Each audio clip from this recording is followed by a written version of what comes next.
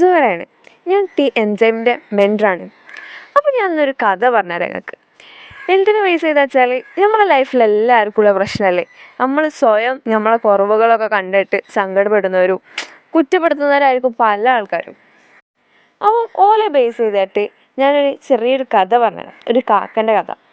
ഒരു ദിവസം ഒരു കാക്ക ആകാശത്തിലൂടെ ഇങ്ങനെ പാറി നടക്കുകയാണ്. അപ്പണ്ട് താഴത്തെ ഒരു പുഴയിൽ ഒരു അരയണ്ണ ഇങ്ങനെ നീന്തി കളിക്കുന്നത് കണ്ടു. അപ്പോൾ കാക്ക സ്വയം വിചാരിക്കുകയാണ്, എന്തൊരു ചൊറുക്കുള്ള അരയണ്ണായി, വെളുത്ത നിറം, എൻ്റെ പോലത്താ, ഒരു കത്തിട്ട് ഒരു രസമില്ല എന്നെ കാണാൻ പറഞ്ഞിട്ട് കാക്കനെ തന്നെ പറയാണ്.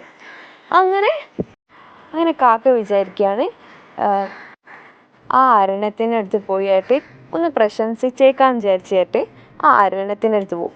അങ്ങനെ ആ അരയണ്ണത്തിനോട് പറയും, നീ എന്തൊരു സുന്ദരിയാണ്, എന്തൊരു ഭാഗ്യവശാലിയാണ്. അങ്ങനെ അരയണ്ണത്തിനെ കുറിച്ച് വർണ്ണിച്ചിട്ട് കാക്ക ഓരോന്ന് പറയും. അങ്ങനെ അരയണ്ണൻ തിരിച്ച് കാക്കനോട് മറുപടി പറയും, ശരി തന്നെയാണ്, ഞാൻ സുന്ദരിയാണ്, ഭാഗ്യവശാലിയാണ്. പക്ഷെ ഞാൻ തത്തനെ കണ്ടതിന് ശേഷം എൻ്റെ ആ ചിന്തകളൊക്കെ എൻ്റെ മനസ്സിൽ നിന്ന് പോയി.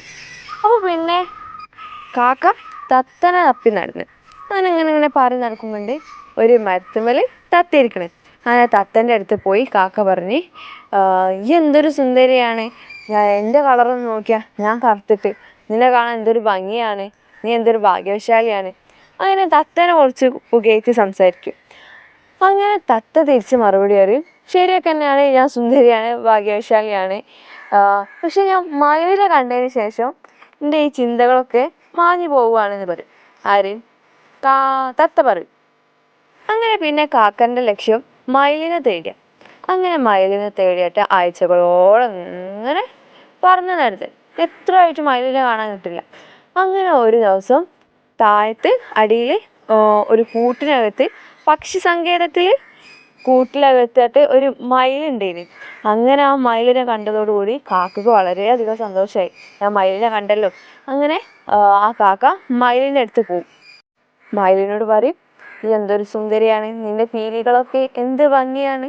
അങ്ങനെ മയിലിനെ കുറിച്ച് ഇങ്ങനെ വർണ്ണിച്ച് പറയും കാക്ക.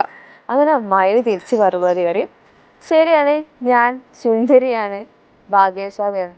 പക്ഷെ ഞാൻ എന്നെ ഒന്ന് നോക്കി, ഞാൻ ഒരു കൂട്ടിനകത്ത് ഒരു സന്ദർശന വസ്തുവായിട്ടാണ് ഞാനുള്ളത്. നീ നിന്നെ ഒന്ന് നോക്കി നോക്കിയാ, നീ എന്തൊരു ഭാഗ്യവശാലിയാണ്, നിനക്ക് സ്വതന്ത്രനായിട്ട് എവിടെ വേണമെങ്കിലും പറക്കാം, എവിടെ വേണമെങ്കിലും കെട്ടയച്ച പോലെ പറഞ്ഞ് നടക്കാം. എനിക്ക് അങ്ങനെയല്ല, ഞാനൊരു കൂട്ടിനകത്ത്, എൻ്റെ ഈ ഭംഗി കാരണമാണ് ഞാൻ ഈ കൂട്ടിനകത്തായി.